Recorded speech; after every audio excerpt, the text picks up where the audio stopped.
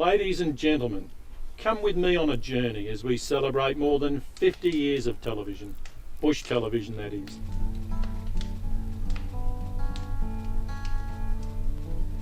Hello. My name is Earl. I want to tell you a true story about our family campfire, or what we called the Bush TV. A few years ago, my old dad said that 1 week around the campfire, or Bush TV as he always called it, was better than watching 50 years of television. In fact, he also reckoned that our first 50 years of television was just like watching 1 year of TV 50 times. My dad passed away recently, but Joseph Cyril Ticehurst was born and bred in a small country town called Matlock, number 96 Coronation Street to be precise. And after finishing school at Summer Heights High, he moved across town to a house at 21 Jump Street, located on the corner of Sesame Street and backing onto Dawson's Creek. Now, Dad was not quite the man from Snowy River or a Wells Fargo postal rider, but locally he was known as the Bush Tucker Man, hence his big love for the Bush TV or campfire in our rather large backyard. Forget those plasma, LED or 3D TVs, he would say. Get yourself a bloody Bush TV. Dad would say the Bush TV is really a 5-dimensional TV. He'd say it's got the smell of smoke, the sound of chatter and sometimes a fart or two, the sight of a good woman amongst the flames, and a touch of total warmth for your whole body. And it's bloody commercial free with no darn Oz directing what you can watch, he would say. Dad also reckoned that since the beginning of man, the Bush TV has allowed all of us to enjoy the good life and warm our cold feet and hands while waiting for God. As a small child, I also remember with glee my brothers and sisters spending many winter nights feeling lost around the campfire in our own backyard with Mum and Dad, along with the small community of Matlock. On Monday nights around the Bush TV, it was always packed to the rafters. It was truly a case of all in the family. We saw the Sullivans, the Waltons and their little rugrats, the Jetsons, who also had family ties to the Adams family, and even old Harry and the Henderson kids from Melrose Place. Ray Sullivan was a highly decorated officer who served in the army, whose physical stature was the size of 2.5 men. Everyone loves Raymond. He had that X factor that goes with most Australian idols or icons, particularly with his ongoing random acts of kindness and raising hope wherever he could as a volunteer in the community for the local Lions and Rotary clubs and as a lifeline telephone counsellor. Harry Henderson, well, some mothers do have him. Harry cops a lot as one of the wannabes in the local community, always totally wild and full of aggro and rage. I remember even asking Harry why his father called him Skippy, and he just said he always called me that. Monday nights around the Bush TV was the best night to catch up on the news with neighbours and friends, find out who was home and away, who's having a current affair, the winners and losers from the weekend sports, and well, blah blah blah.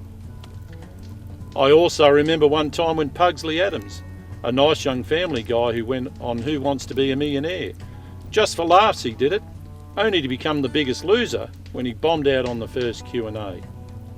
Several families on Monday nights liked keeping up appearances and playing it straight, while some took chances to showcase themselves, and some, given enough rope, put themselves in jeopardy when almost anything goes around the Bush TV on Monday nights.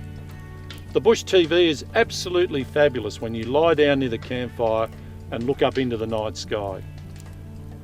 You can look up into the night sky for the flight of the Concords, go dancing with the stars, watch each fallen star trek across the universe, ponder the Big Bang Theory from your own place on the third rock from the sun, pretend to get lost in space, look for my favourite Martian, imagine being touched by an angel, or feel like you're in seventh heaven. I really enjoyed Monday nights, and I estimate our biggest crowd around the Bush TV was probably 24 or more. In the great outdoors, one of the dirty jobs is making the Bush TV. The project starts off with finding a rock whiz within your group and getting them organised to pick a box large enough to collect 30 rock pieces. Remember, numbers are important here, and get a few more collectors willing and able to pick up some dead wood to put in the box. Build the circle of rocks up like a house of cards or castle. and try to avoid any faulty towers. If you really want to be authentic though, look around for a few flint stones to start a flame, and make sure there are no missing pieces, as there are no shortcuts to building a great bush TV. Dad always used the chopping block, the wedge and the axe to break up the dead wood, large tree roots and timber sleepers. The little fat round logs we put on the bottom of our bush TV we called Teletubbies, and the gum tree logs that created a nice golden flame, well, we simply called them TV loggies. Regular cries of, "Hey Dad, it ain't half hot Mum, goodness gracious me," and "Hey Gomer, pile that firewood over here, will you?" and crowd chants of "Here's Humphrey" and "Here's Lucy" could be heard on many nights during the 1960s, 70s and 80s. In fact, many of these old cries can still be heard today, as another bloody Campfire ABC site has opened up, just like ABC1, ABC2 and ABC3. There was always one of two master chefs or iron chefs putting on a cooking show around the bush TV and creating a bit of a hell's kitchen. The goodies on the menu included mash, curry and chips, porridge, a pot of golden chicken, and a great temptation was the English mixed grill called Fry and Laurie, topped off with rosemary and thyme. Some chefs were a bonanza around the bush TV, some were able to show grace under fire, and some had the insight, concentration and the gentle touch to produce an amazing dinner including extras. However, some would-be cooks were deadly and you took your life in their hands. I remember one time when I had to curb my enthusiasm when Mum's pot roast finished up as pot black. Wow, the smell was so big it had a heartbeat. The pig's breakfast menu, however, was usually part of the Sunday roast, where the local dogs would get to chew the fat with the skins and the bones from the underbelly of the pig. With odds of 100 to 1, in the event that the campfire went out of control, you simply contacted the local fire brigade, located next to South Park in East Street, and you dialed the local fire brigade number 555 90210. However, when the alarm rang out, the odds were 20 to 1 that there would be a fight between the two old firefighters, Kojak and Maverick, on who's the boss. Fast forward to Wednesday nights around the bush TV, and they were mostly women or gossip girls sharing information, with many tall tales being shared. We heard about the many loves of Dobie Gillis, about Bert's family feud, whether we were keeping up with the Kardashians and some footballers' wives who enjoyed domestic blitz. We would find out more gossip on those desperate housewives, the house husbands and the nanny. An update on the unsolved homicide and the two missing persons. We'd find out who's been judging Amy, who got a recent nip tuck.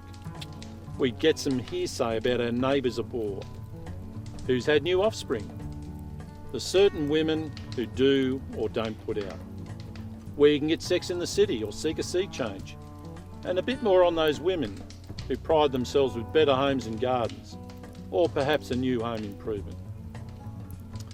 Let me tell you, it was a rumour mill countdown, with many women speaking in tongues amongst this dog-eat-dog and rather shameless women's group. Plus, you got to find out who was 6 feet under, who they thought looked like an antique roadshow. How dare they? Hear some talking heads tell you what was behind the news, who was going places, and who was on a family getaway and so on.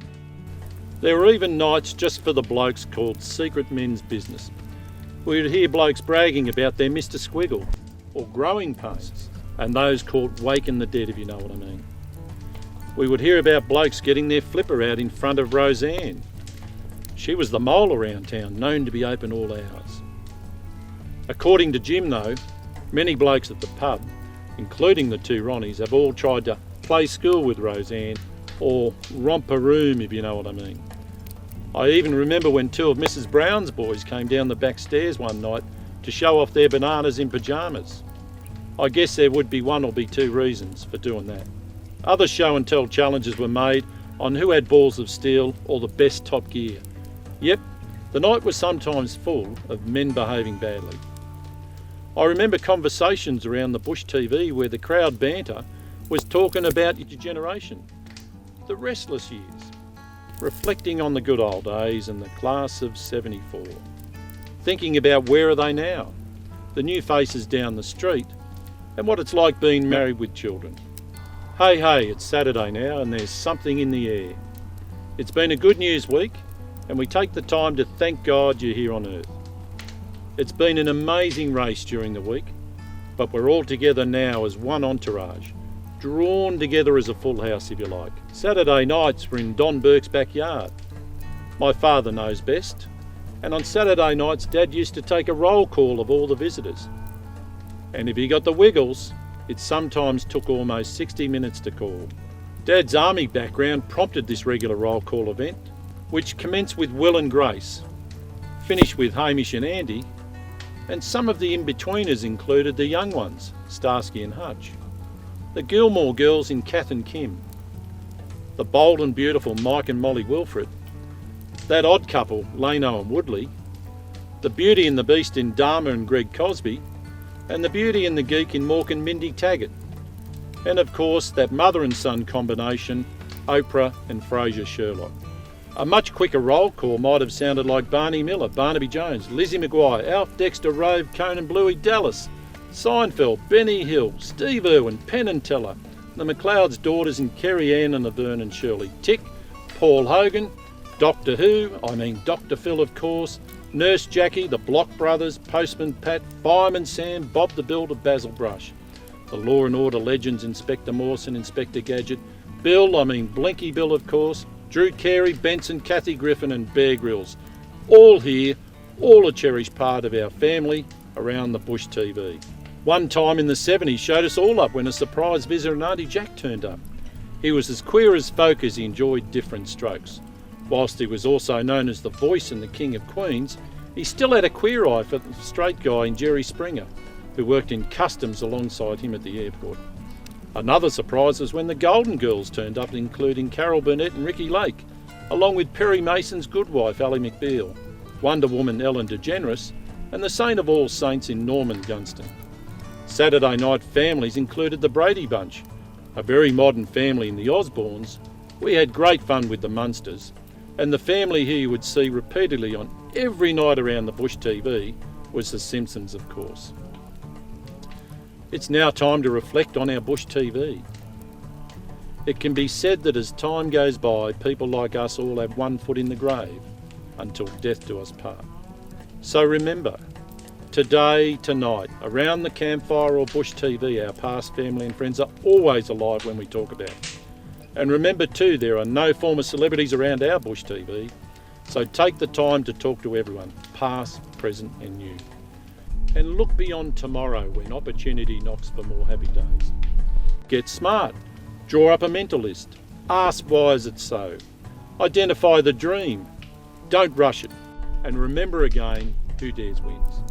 And after you fall asleep in front of the Bush TV, remember to wake up with today, possibly with a touch of frost on your swag, and enjoy the magnificent sunrise.